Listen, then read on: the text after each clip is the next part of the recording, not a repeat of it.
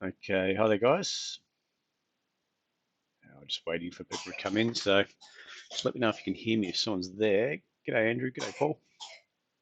Can you hear me clearly? And we'll get up and running.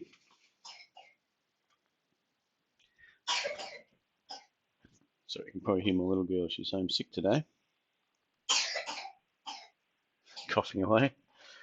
Oh, all good.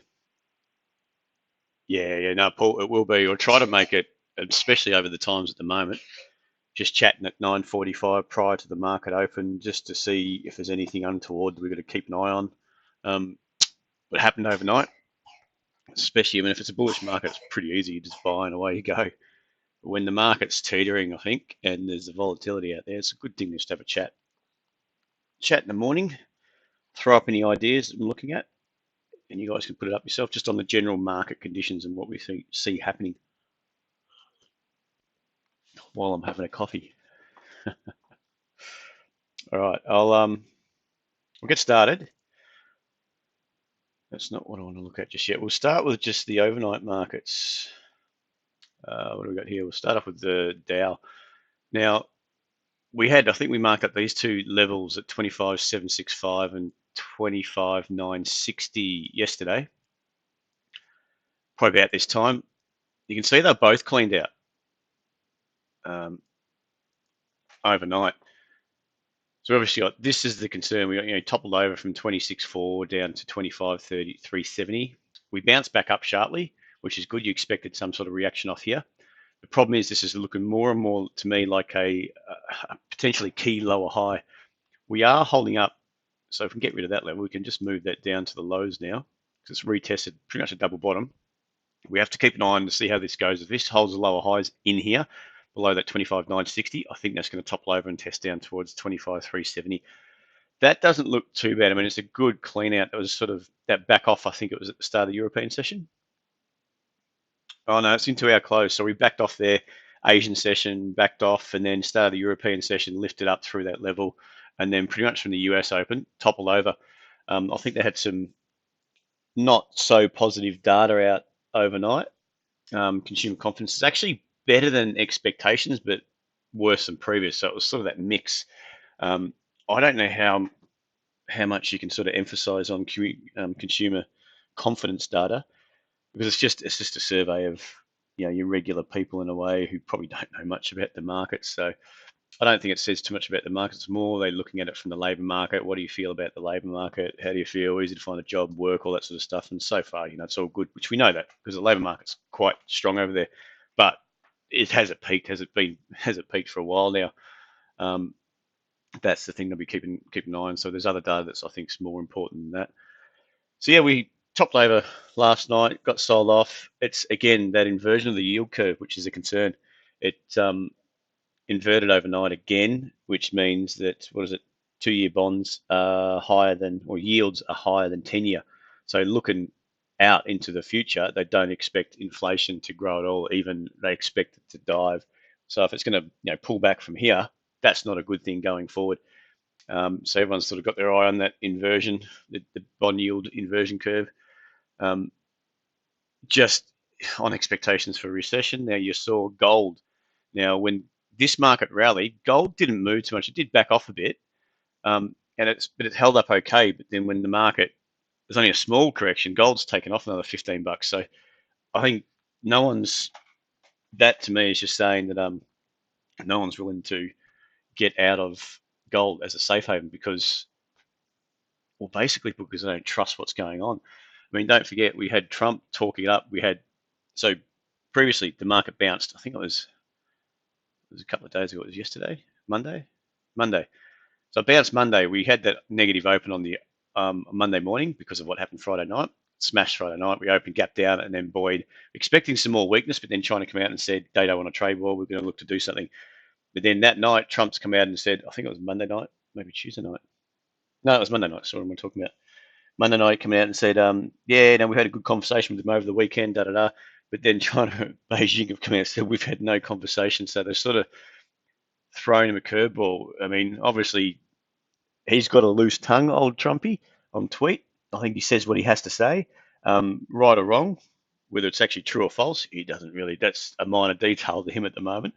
But he's come out and said, "Yep, we're making a deal. We're close to making a deal." Da da da. Buoyed the market. Problem is, the Chinese have gone, "No, he hasn't. We haven't had any conversation." They could be looking to, come to the table and say talk about, because China look like they are willing, but they're not. They also, it doesn't seem like they're willing to talk rubbish in a way. So they probably want to get it. It's probably in their best interest to get a deal done too.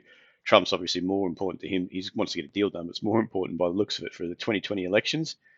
I'm probably being a bit negative on him, but God, the rubbish he speaks and the things, and the timing of it too, on the market, the US Open, he's done it a couple of times, talk it up and then just to buoy the market. And then anytime it goes into a bit of a free fall, he's coming out saying things on Twitter, this, that, and the other. We're going to do that. We're really good friends. We're going to do this. And there's just too many conflicts between all these news releases. And I think that's going to weigh on the market. I think it did last night. That and the yield curve inversion. The yield curve doesn't lie. Prices don't lie. And that's what people, especially the big funds too, are starting to look at what's happening there. They want to be in equities, probably not, because if they want to get into equities, it's a long process and it's a big buying curve for them. Are they going to start doing that now? I doubt it, to support this market. So more volatility come through last night. You can see that dive through that back down through 25,960 down to test that support around the previous lows at 25, say 720 on the Dow. So that if we start chopping around here today and we start driving through there, I'd expect to be targeting at least down to 25,370. So that's two things. What we've done is potentially held this lower high in here and starting to change that dynamics from rallying to a bit of a sell-off. And if that breaks through here and we test down to 25,370, that's a major lower high. This area here is a major lower high.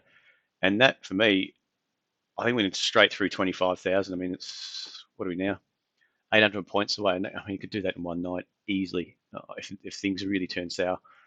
So just bear that in mind. If we do hold up, we start holding a higher low in here, obviously we're probably going to be trending back up to test 25,960. There's still a lot of people out there that are happy buy on dips thinking, I'm not, because I don't think this action warrants it at all. It's a bit choppy. It's still very choppy. You want to keep out of chop, let alone jump in and thinking it's going to roll over. Trying to buy the dips. I don't think buying the dips is, there's no dip really. It's sort of consolidating this low. That overall pattern, we've come off the highs, got smashed. This is major consolidation between 26.4 and 25.07. And that doesn't mean at all this consolidation that we're heading higher, back up to the highs. It doesn't really say anything just yet until we get some sort of clear direction. At the moment, I think we're potentially holding that lower high just at the far right-hand side of the chart. You can see that lower high potentially means it push through 25, even way down to this 24.6 and below.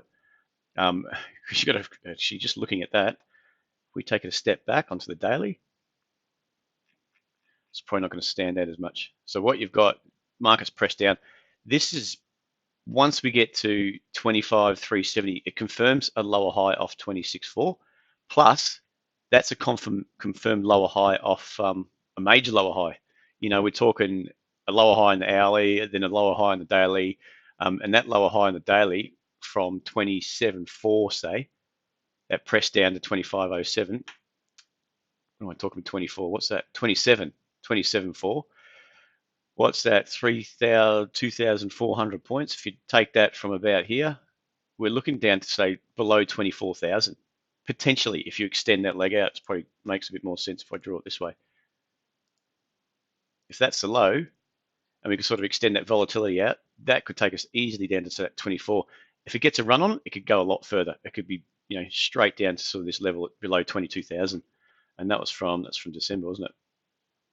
From just coming into Christmas. So it's not looking too crash hot just at this stage. There's still a bit of work to do. Anything can happen. If the global, you've got the Fed Reserve and the European Central Bank can buoy the market, great. And we want to change, basically the market wants to change sentiment at the moment. If they can't, then there's going to be a few issues. Now, US, pretty much there's not much to talk about there. Same sort of action. Pressing lower. We've got the same, wash out of the highs, turn around and wash out it's a key level minor for this uptrend. You've got this contraction here, and you've got this high low that was around 26.68, which was broken when that fair sweep moved down. Now we could grind up, could retest back up to 28.88. hold the lower high and then press down. Who knows what's going to happen just yet? Germany, they're not looking as bad, to be honest. I mean, they're still, you've got your key level really, if we can draw this in, around here. That's holding the price action up. Now it is extended up, and now it's chopping around here. That could easily go either way. So I'm not really, if we're going to be bullish, we want to see it break that inside high at what's that, 11,750. If it breaks that, yeah, it'd be bullish, and for a push up to 11,850. If not, we break through that low pretty much here at about 11,687, and I think we're heading south. We're heading south down to 1160 or 600, and potentially below. It all depends on what the US does as well. UK, they open back up. They're sort of chopping around, holding around their lows, not looking too flash. That actually doesn't look too good at all. We've got press down, major lower high, press down, retest the lows. Okay, reacted off the lows. That's fine. It's holding a lower high here, lower highs here. It's just continuing to hold key lower highs. And the latest one is 7,100 even. You can see through the high here. So it's still holding lower highs. They've got Brexit issues. And just as another thing, if you can see the way it sort of, why don't you draw that? That sort of action, it's grinding up. Don't really like that too much. I think it's looking a bit, there's quite a bit of pressure. Lower high in here, to me, that's holding lower high. If it holds in here as well, the pressure's down, it's probably going to blast through that low, and who knows? There's be a lot of stops from here, stops from here, stops from here, building up. A lot of sort of fuel to really push that market down. Gold, to me, gold looks like it's ready to go again and trade up towards the highs. You can see it's pushed up through the highs, which you'd expect, wash out a few, and that was on the open Monday morning. Took out a few stops above the previous high at, was it 1534, which you expect. Pressure back down, that reaction back down when the US started moving higher off the lows, but held around that 1524, was sort of this zone you can see from back in, what's that, 16th of August. That lower high, which pressured down now, that held up, did wash out a key level through, let's say it's 1492 as well. Let's just take that back through here. Washed out that level there. It was looking a bit tentative, and that's why you got the lower high coming in play, but that kept getting bought up, and then you got this spike up, obviously. Wash out, stop taken, buy stops trapped. Potentially those buyers are just above there being squeezed back out.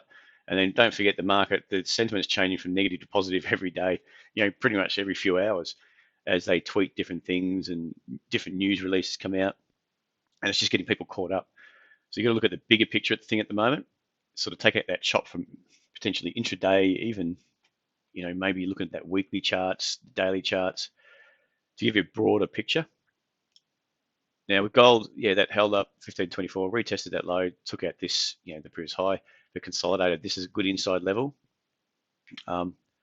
Inside high low at about 1529, which leads you to bullish action, and it did pop up, pull back. If this high low holds again, then we've got an uptrend. We've got this uptrend, take out this high, 1544, and then your next target is 1555, and potentially beyond. Now, if we look to where it could go, as you're looking at this leg up, extrapolate that. Whoop, no, that's not what I want to do, is it?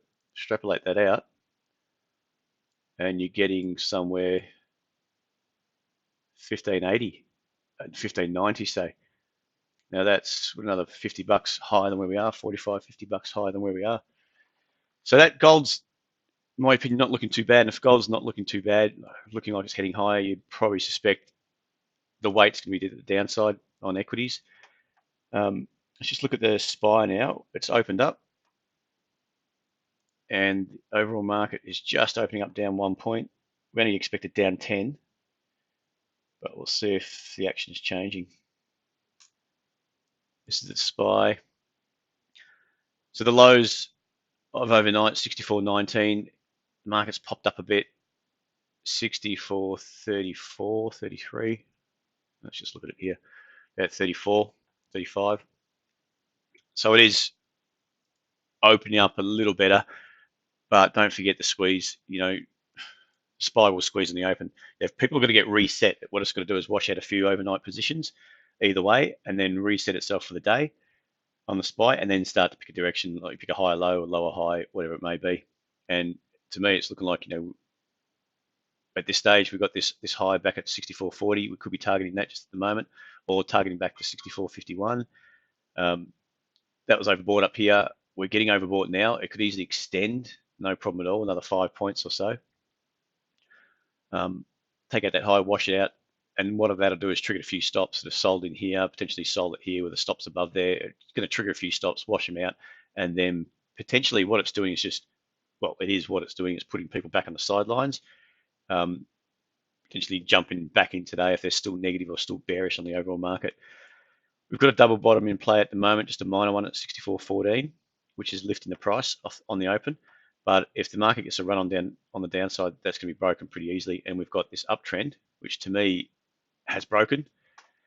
It's just what we do from here, whether we consolidate sideways, because it can easily, you got that grind higher, it's broken. I mean, I like to see that support zone broken.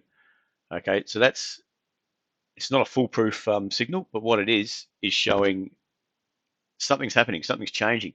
Whether it's changing to consolidate these highs and then pop up off a high low, or whether it is starting to tip over and we're trading back down to 63, 61, who knows? I don't expect a lot today because we're so geared up to see what's happening in the US. And that's sort of our main focus. What are they doing? What are China doing? If there's any news coming out, we're sort of focused on what's happening in the news announcements, on Twitter announcements, all that sort of thing.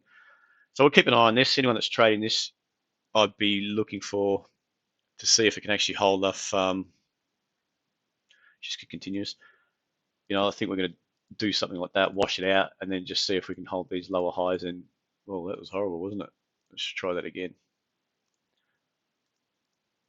Really made a bit of a mess of that. Take out the high, and if it comes down and starts doing this type of action, I'll be a bit more bearish. It's going to head down, back down to that 64.13. Even if we do plow straight through it, we're in for a bit of a problem. But either going to be doing something like that, or I do expect if we get through that high, if we plow up through that high, and we do sort of this movement down, then we might consolidate and find a bit of a low, put in place, and then trade up to 64.51.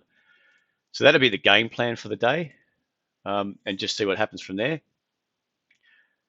at the moment. But again, you just want to see how the market's opening. We're opening down 4.5, so yeah, down 10 is probably not too far off it. If we do open down 10 or down 15 or further, expect that SPY to drop off. Okay, any questions there, guys? Keep it short and sweet. We've got, the thing is, this is the ASX on the 30-minute chart. That's looking fairly heavy.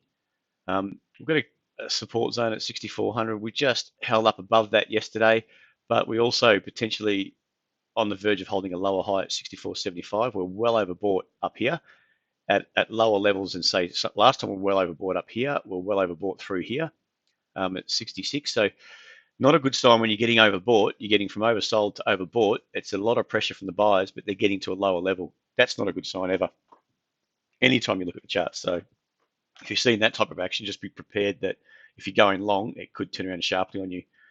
And that probably works into that bit of a washout that we just said on the SPY. Bit of a washout this high, and then rolling over, get some lower highs coming into play. But we'll see. All right, guys, I'll take off. Thanks very much for joining me. We'll give another crack tomorrow morning at probably at 9:45 again. So if you have any questions, anything you're just querying, give us a call or send us an email to support@tradesetup.com.au and I'll get back to you. Otherwise, I'll see you tomorrow morning. Happy trading today. Cheers, guys. Bye.